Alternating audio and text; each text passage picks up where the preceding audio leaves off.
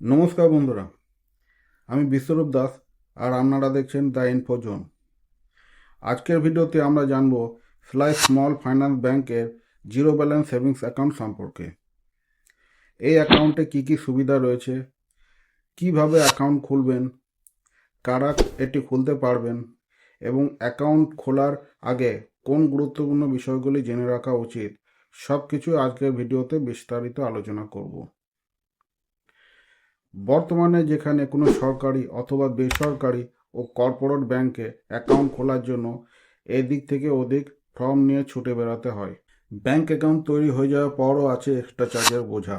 প্রায় 12 রকমের চার্জ এই সেভিংস অ্যাকাউন্টে থাকতে পারে, যেমন অ্যানুয়াল মেনটেন্যান্স চার্জ, ডেবিট কার্ডে বার্ষিক চার্জ যেটা হয়, মিনিমাম ব্যালেন্স চার্জ, নির্ধারিত ন্যূনতম ব্যালেন্স না রাখলে, SMS অ্যালার্ট চার্জ পরিষেবার জন্য কিছু ব্যাংকে, চেকবুক চার্জ নির্দিষ্ট সংখ্যার বেশি চেক বই নিলে, ক্যাশ ডিপোজিট চার্জ মাসের নির্দিষ্ট সীমার বেশি নগদ টাকা জমা করলে, ক্যাশ উইথড্রল চার্জ শাখা থেকে বা নির্দিষ্ট সীমার বেশি লেনদেন করলে, এটিএম ট্রানজ্যাকশন চার্জ বিনামূল্যে সীমার বেশি এটিএম ব্যবহার করলে, NFT charge, RTGS charge, MDDS charge শাখা থেকে কিছু ধরনের ট্রান্সফার বা ডিমান্ড ড্রাফট করলে পরে, ডেবিট কার্ড রিপ্লেসমেন্ট চার্জ নতুন ডেবিট কার্ড ইস্যু করলে, পাসবুক ডুপ্লিকেট চার্জ ডুপ্লিকেট পাসবই নিলে, স্টপ পেমেন্ট চার্জ চেকের পেমেন্ট বন্ধ করার অনুরোধ করলে,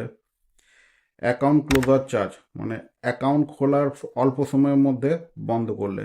এটা কিছু ব্যাংকের ক্ষেত্রে হয়। অর্থাৎ একটি সেভিংস অ্যাকাউন্টে প্রায় 12 ধরনের প্রযোজ্য চার্জ হতে পারে।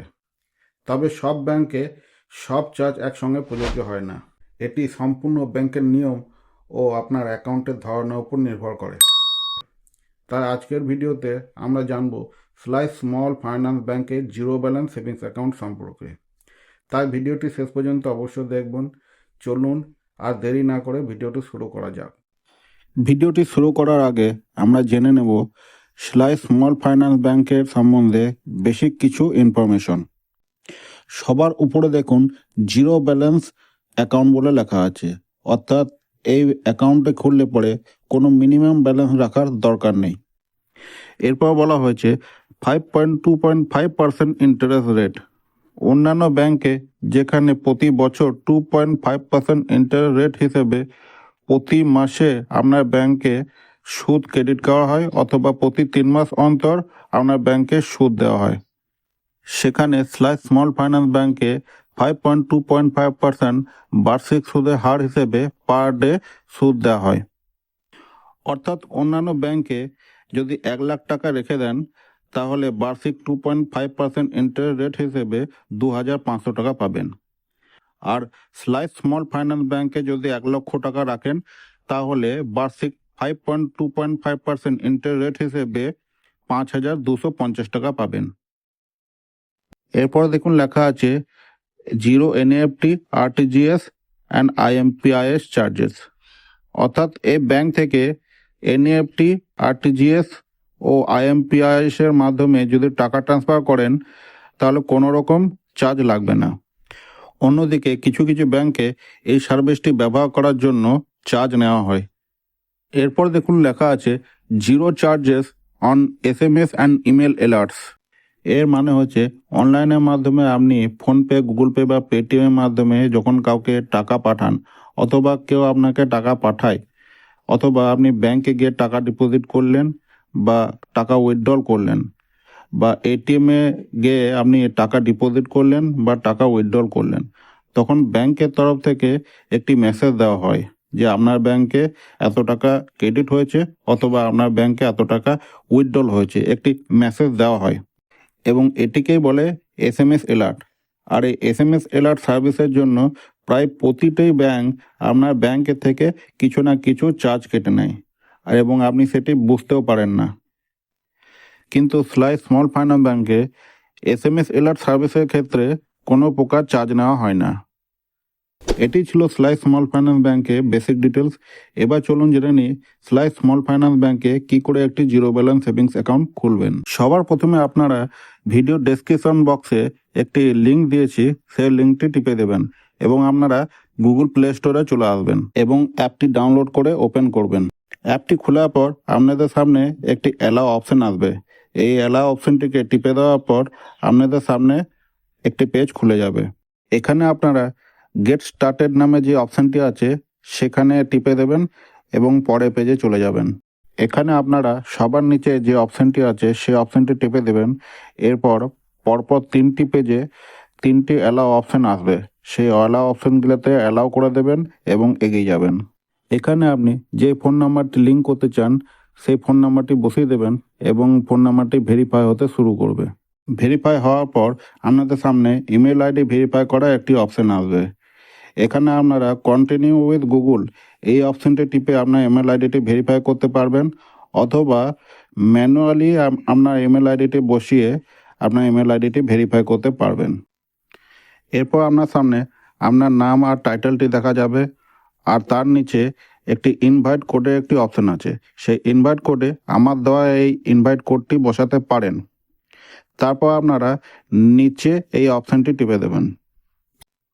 এখানে আপনাকে একটি 4 সংখ্যার পিন বসাতে বলা হয়েছে। এখানে একটি 4 সংখ্যার পিন বসাবেন আর এই পিনটি মনে রাখবেন। তারপর এখানে আপনারা আগে যে পিনটি বসেছিলেন সেই পিনটি এখানে আবার একবার বসাবেন। তারপর আপনার ফোন নাম্বারে একটি ওটিপি যাবে।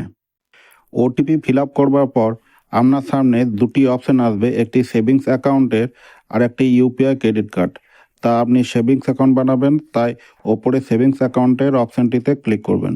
এখানে আপনি নিচের এই অপশানটিতে ক্লিক করবেন, তারপর আপনি পরের পেজে চলে যাবেন আর এখানে আপনি নিচের এই যে অপশানটি আছে এখানে ক্লিক করতে হবে।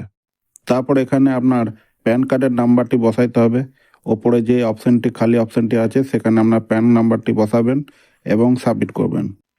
তারপর এখানে আপনার অতিরিক্ত তথ্য জানতে চাওয়া হয়েছে, আপনি কি করেন এবং আপনার অ্যানুয়াল ইনকাম কত। তাই আপনি এই তথ্যগুলি ফিল আপ করবার জন্য ওপরে অপশানটিতে ক্লিক করবেন। তারপর এখানে আপনারা সেলার না সেলফ এমপ্লয়েড বিজনেস ওনার না স্টুডেন্ট না কিছু করেন না, না আপনি রিটায়ার করে গেছেন সেটা এখানে চুজ করবেন। তারপর এখানে আপনার অ্যানুয়াল ইনকামটি চুজ করতে হবে। আপনার অ্যানুয়াল ইনকামটি 1 লাখের মধ্যে না 1 থেকে 5 লাখের মধ্যে না 5 থেকে 10 লাখের মধ্যে না 10 থেকে 20 লাখের মধ্যে সেটা এখানে চুজ করবেন। তারপর আপনি পরের পেজে চলে আসবেন। এখানে আপনার আধার কার্ডটি ভেরিফাই করতে হবে, তাই আপনি নিচে যে অপশানটি আছে কন্টিনিউ উইথ ডিজিলকার এই অপশানটিতে টিপে দেবেন। তারপর এখানে আপনার আধার নাম্বারটি বসাবেন এবং নেক্সট অপশানটি টিপে দেবেন। তারপর পরের পেজে আপনার রেজিস্টার আধার নাম্বারে একটি ওটিপি পাঠানো হবে, ওটিপিটা এখানে বসাবেন, তারপর সাবমিট অপশানে টিপে দেবেন। এর পরের পেজে আসতে আপনার সামনে এরকম একটি পেজ খুলে যাবে। এখানে আপনার ডিজিলকারের পিনটি বসাতে হবে, আর যদি আপনার না জানা থাকে ডিজিলকারের পিন তাহলে ফরগট মাই পিন অপশানটিতে ক্লিক করে আপনি নতুন একটি পিন সেট করতে পারবেন। তারপর পিনটি বসিয়ে ডান অপশানটিতে টিপে দেবেন। এর পরের পেজে আসতে আধার কার্ডে যে অপশানটি আছে সেই অপশানের পাশে একটি বক্স আছে, সেই বক্সটিতে টিপে দেবেন। আর নিচে যে প্যান কার্ডের অপশানটি আছে সেই প্যান কার্ডের অপশানের পাশে একটি বক্স আছে, সেই বক্সটাতে টিপে দেবেন এবং নিচে অ্যালাউ যে বাটনটি আছে সেই বাটনটি টিপে দেবেন। এরপর ডিজিলকার একটু ভেরিফাই করবে এবং আপনার ডকুমেন্টসটি সাবমিট হয়ে যাবে। এর পরের পেজে আপনার পুরো অ্যাড্রেসটি এখানে দেখা যাবে। এখানে আপনার নাম, বাবার নাম, ঠিকানা সব এখানে দেখা যাবে। আপনি যদি চান তাহলে এখান থেকে যে অপশানটি আছে আপডেট অপশানটি, এই আপডেট অপশানে ক্লিক করে এই ঠিকানাটি পরিবর্তন করতে পারেন যদি আপনার ঠিকানা সঠিক না হয় তো। তারপর আপনারা একটু নিচে গেলে অ্যাড নমিনি যে অপশানটি আছে সেই অপশানটি টিপে আপনারা নমিনি অ্যাড করতে পারবেন। অবশ্য নমিনি অ্যাড করা কম্পালসারি নয়, তাই আমরা নিচে যে অপশানটি আছে সেই অপশানটি টিপে আমরা পরবর্তী পেজে চলে যাব। এই পেজে এলে এরকম একটি ইন্টারফেস দেখতে পাবেন। এখানে আপনাকে ডিজিটাল কেওয়াইসি কমপ্লিট করতে হবে, অর্থাৎ ভিডিও কেওয়াইসি কমপ্লিট করতে হবে। তাই আপনাদের বিং কল নামে যে অপশানটি আছে সেই অপশানটিতে টিপে দিতে হবে। এই পেজটিতে এলে এরকম একটি ইন্টারফেস দেখতে পারবেন। এখানে বলা হয়েছে আপনার অরিজিনাল প্যান কার্ডটি সঙ্গে রাখতে, অর্থাৎ আপনার যে ফিজিক্যাল কার্ডটি আছে সেই ফিজিক্যাল প্যান কার্ডটি আপনার সঙ্গে রাখতে হবে। এবং কেওয়াইসি কমপ্লিট করার জন্য বাঁ দিকের নিচে যে তীর চিহ্নটি আছে সেই তীর চিহ্নটি বাঁ দিক থেকে ডান দিকে টেনে দিতে হবে। তারপর আপনাদের সামনে কিছু অ্যালাউ অপশন আসবে, সেই অ্যালাউ অপশনগুলোকে টিপে দেবেন এবং একটু অপেক্ষা করলে একটি এজেন্টের সাথে আপনার কল কানেক্টিং হয়ে যাবে। এরপর এজেন্ট আপনাকে নর্মাল কিছু কোশ্চেন করতে পারে, যেমন আপনার নাম, আপনার বাবার নাম কি, আপনার কোথায় বাড়ি, আপনি কি করেন। তারপর এজেন্ট আপনার প্যান কার্ডে একটি ছবি নেবে, তারপর আপনার একটি সেলফি নেবে এবং কিছুক্ষণ পরে আপনার ডিজিটাল কেওয়াইসি কমপ্লিট হয়ে যাবে।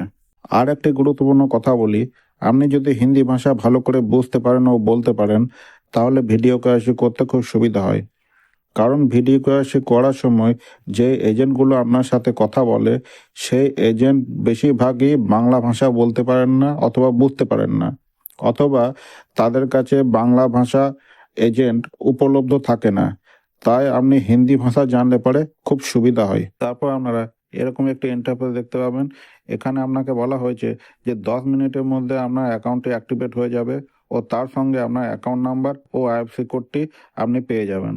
তারপর আপনারা 10 মিনিট পর আবার অ্যাপটিকে একবার ওপেন করবেন। ওপেন করার পর বাঁ দিকে সবার নিচে ব্যাংকিং এ যে অপশনটি আছে সেই অপশনটি টিপে দেবেন। এর পরবর্তী পেজে এলে আপনারা দেখতে পাবেন সবার উপরে ব্যাংকের শেষের 4 সংখ্যা দেখা যাচ্ছে, অর্থাৎ আমার ব্যাংক অ্যাকাউন্টটি সাকসেসফুলি তৈরি হয়ে গেছে। এই ব্যাংক অ্যাকাউন্টের সঙ্গে ভার্চুয়াল ডেবিট কার্ড দেওয়া হয়। এই ভার্চুয়াল ডেবিট কার্ডটি ফোনপে, গুগল পে আর পেটিএম অ্যাপের সাথে লিঙ্ক করে আপনি টাকা ট্রান্সফার করতে পারেন অথবা টাকা সংগ্রহ করতে পারেন। আর যদি আপনার কোনো স্লাইস ব্যাংকের সার্ভিসের বিষয়ে জানতে ইচ্ছে হয় অথবা আপনার কোনো হেল্পের দরকার হয় তাহলে এই কন্ট্যাক্ট নম্বরে ফোন করে আপনি জানতে পারেন অথবা ইমেল করতে পারেন।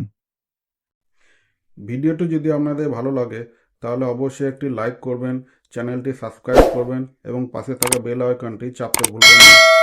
এতে ভবিষ্যতে ব্যাংকিং, সরকারি পরিষেবা, প্রযুক্তি এবং গুরুত্বপূর্ণ আপডেটের ভিডিও সবার আগে পেয়ে যাবেন। আজকের মতো এখানেই শেষ। আমি বিশ্বরূপ দাস আর আপনারা দেখছেন দ্য ইনফো জোন। দেখা হবে পরবর্তী ভিডিওতে। সবাই ভালো থাকুন, সুস্থ থাকুন। ধন্যবাদ।